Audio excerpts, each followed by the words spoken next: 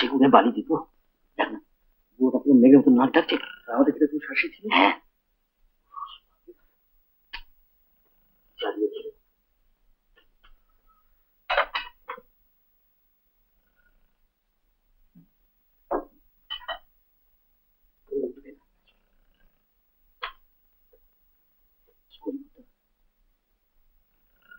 ম্যানেজারকে ডাক না, ম্যানেজারকে।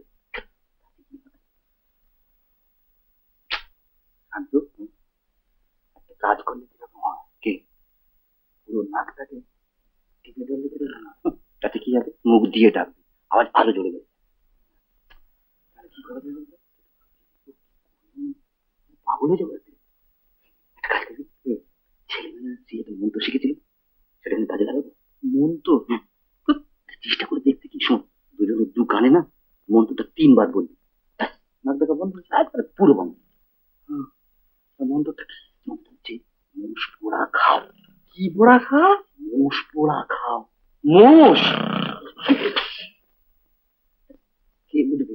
মরে আছে না।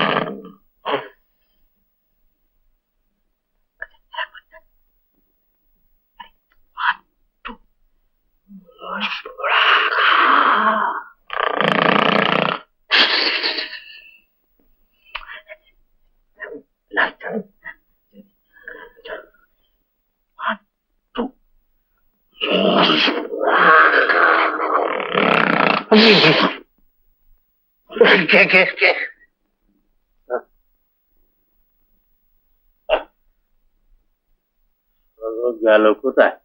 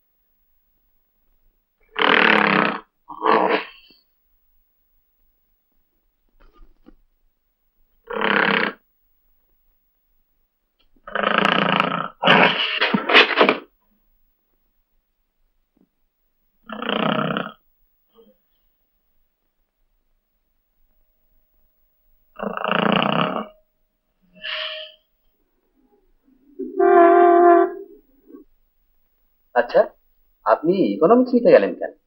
আজকের দিনে ও ছাড়া যে এক পাও চলার উপায় নেই। ও, তাহলে ওটা আপনি আপনার প্র্যাকটিক্যাল কনসিডারেশন থেকে নিয়েছেন? আগে হ্যাঁ। আচ্ছা, কেউ যদি বলে যে আপনি ভুল করেছেন, সেটা প্রমাণ সাপেক্ষ। রাইট ওয়ার, আপনি ঠিক বলেছেন। কি পোস্টের জন্য ইন্টারভিউ নিচ্ছি জানেন তো? জানি। পারবেন, নইলে দরখাস্ত দিলুন কেন? ও আচ্ছা। নাম? সুদীপ চৌধুরী। BA pass? আগে। সাবজেক্ট? ফর্মে লেখা নেই, তবু আপনি বলুন। History and philosophy. ফিলোসফি? ওটা তো একটা ডেড সাবজেক্ট, ফিলোসফি নিতে গেলেন কেন? ভালো লাগে। স্ট্রেঞ্জ। আজকালকার ইয়ং ম্যান। একটা কথা বলবো? বলুন।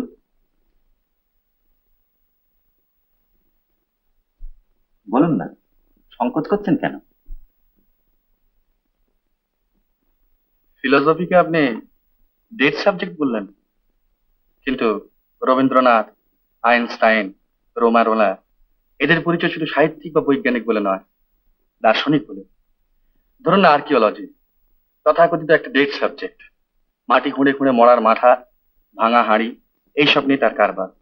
কিন্তু তবুও প্রত্যেক সভ্য দেশে লক্ষ লক্ষ টাকা এরই জন্য ব্যয় করা হয়। আপনি ফিলোসফির কথা বলুন, এই বিজ্ঞানের যুগে